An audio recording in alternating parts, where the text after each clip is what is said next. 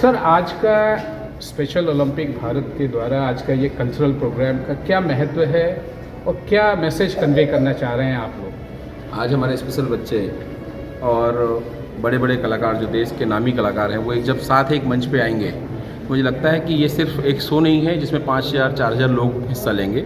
ये एक inclusive India की एक तस्वीर खड़ी होगी जिसमें 5000 लोगों को ये पता होगा कि समाज में जो मानसिक दिव्यांगता से जुड़े हुए बच्चे हैं उनके हाथ से हाथ मिलाकर, उनको कंधे से कंधे मिलाकर उनके साथ कैसे चलना है।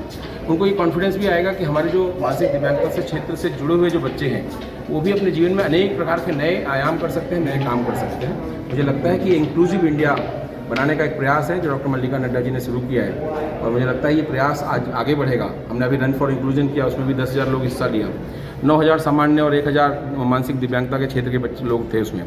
ये दौड़ सिर्फ, मुझे लगता है कि वो दौड़ सिर्फ मानसिक दिव्यांग बच्चों के एक रन फॉर इंक्लूजन का परिचय नहीं था, ये दौड़ थी उस रास्ते पे जिस रास्ते का अंत इंक्लूसिव इंडिया से होगा। मुझे लगता है इस प्रकार का एक प्रयास आदरणीय मल्लिका नड्डा जी की और स्पेशल ओलंपिक टीम ने शुरू किया है, ये आगे चल के एक इंक्लूसिव इंडिया बनाएगा।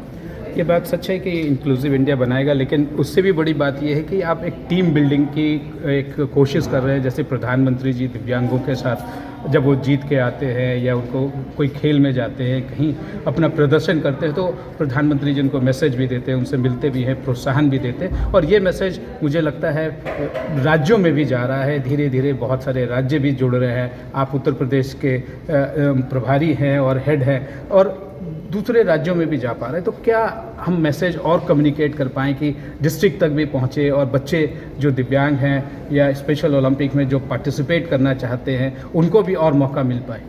एक अभियान स्पेशल ओलंपिक भारत ने लिया है और हमने उत्तर प्रदेश में खास तौर से लिया है कि each one reach one institution one initiative, यानी एक व्यक्ति यदि एक व्यक्ति तक पहुंचकर एक स्पेशल बच्चे को अपनाता है, उसके साथ जुड़ता है, और ये जुड़ना कोई सिर्फ किसी एक एक्टिविटी में नहीं है। हो सकता है आप उसके साथ खेलते हो हफ्ते में एक बार, हो सकता है आप उसको कभी हफ्ते में एक बार बुला के कहानी सुनाते हो, कभी उसके साथ लंच और डिनर पे जाते हो। अगर इतने भी हमने एक्टिविटी कर ली तो समाज में लगभग 2-3% की दिव्यांगता है।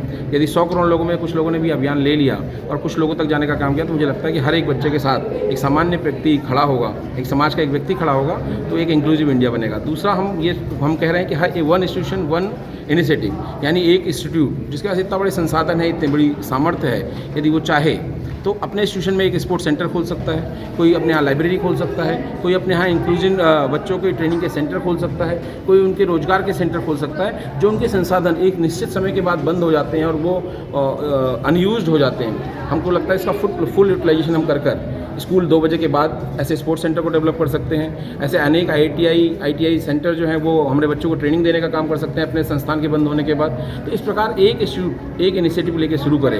ऐसे कोई संगीत के क्षेत्र में काम करने वाले लोग हमारे कुछ बच्चों को अपने साथ जोड़कर उनको गाना के फील्ड में, कोई डांस की फील्ड में, कोई रोजगार की फील्ड में, अगर ऐसा एक इनिशिएटिव एक ऐसा शुरू करें, मुझे लगता है कि देश में दिव्यांगता इतनी बड़ी समस्या नहीं है कि 100% समाज के लोग मिलकर उसको हल ना कर पाएँ। यही एक अभियान लेकर हम स्पेशल ओलंपिक के माध्यम से चल रहे हैं। एक आखिरी सवाल और छोटा सा सवाल कि आपने कहा 1 से 2% लोग दिव्यांग हैं और स्पेशल ओलंपिक के से जुड़ना चाहेंगे और अपने आप को इससे जोड़ते हैं। पेरेंट्स के लिए आपके लिए क्या मैसेज होगा? क्योंकि आपने दिव्यांग बच्चों के लिए आपने बहुत सारे इनिशिएटिव गिनाए। पेरेंट्स जो हैं, जो कभी लाचार महसूस करते हैं, कभी अपने आप को अलग थलग महसूस करते हैं, उनका भी इंक्लूसिवनेस हो। आपने इंस्टीट्यूशंस को भी आइडियाज़ दिए। पेरेंट्स के लिए क्या कहना चाहेंगे? मुझे लगता है कि हर पेरेंट्स इस समस्या से जब जूझ रहा होता है तो उसको एक यूनाइट होकर हम अगर मैं ये मानता हूँ कि एक पेरेंट्स अपने एक बच्चे के लिए एक समस्या का हल ढूंढ रहा होता है तो उसको बहुत संकट आते हैं। बट ये यदि इकट्ठे हो जाएं और संगठित हो जाएं तो बहुत सारे अनेक प्रयास, जैसे हम स्पेशल ओलंपिक के माध्यम से कर रहे हैं, हम कुछ 100 लोग या कुछ 1000 लोग इतने सारे प्रयास कर रहे हैं, यदि ये सब भी आपस में इकट्ठा होकर एक साथ प्रयास करें तो कोई कल्चर का सेंटर चला रहा होगा, कोई स्पोर्ट्स का सेंटर चलाए और बाकी बच्चों को आमंत्रित करे, कोई इनके ट्रेनिंग के सेंटर चलाए। यही बात उनके लिए भी लागू होती है और उनको ज़्यादा इन समस्या का भी ज़्यादा पता है और उसके हल का भी ज़्यादा पता है।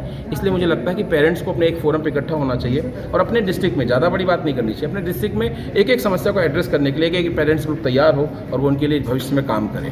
बहुत बहुत धन्यवाद विजन टेलीविजन से बात करने के लिए। विद कैमरा पर्सन दीपक, प्रणव प्रखर reporting for vision television world.